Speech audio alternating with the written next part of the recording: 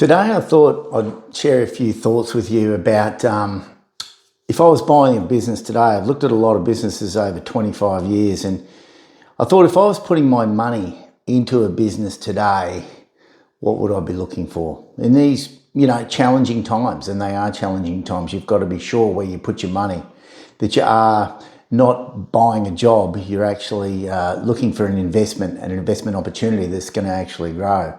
So I gave that a bit of thought. And I've come up with 5 keys to that idea or proposal about if I was putting my own hard-earned into something, what I'd be looking for. The first one would be recurring or repeat revenue.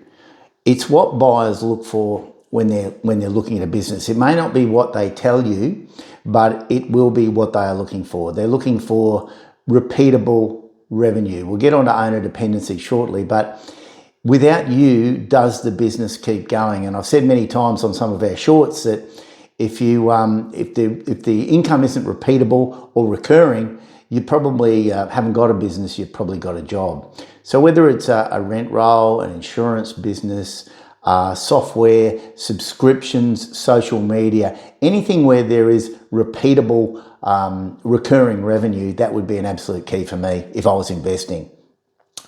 Second, you've got to have the turnover, and you've got to have good turnover, like recurring revenue turnover, but then profit, what's actually left for the owner.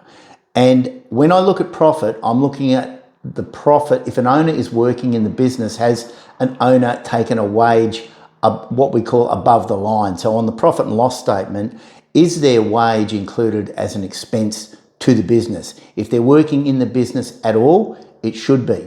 So profit, and or sometimes they talk about PBIT, which is proprietor's earnings before income tax and depreciation. That is a sort of a way of hiding, if you like, or pumping up the bottom line. You want to look at, is the owner being paid for what they are doing in the business? Which leads on to the third one, owner dependency.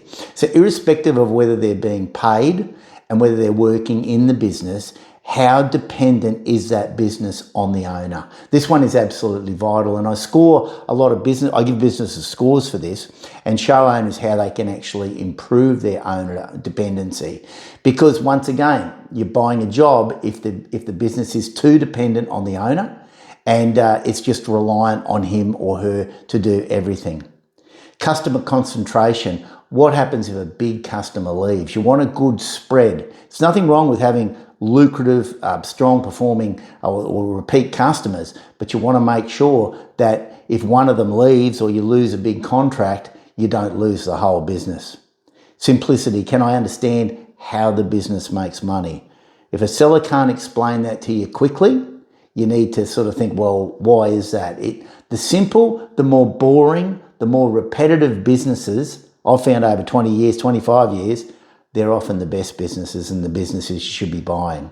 So look, I hope that's helpful. I've learned a lot of things about businesses. It isn't actually the most exciting ones that make the money or sell for the most money. It's the ones that make money, don't rely entirely on the owner, and gives you choices. I hope that helps.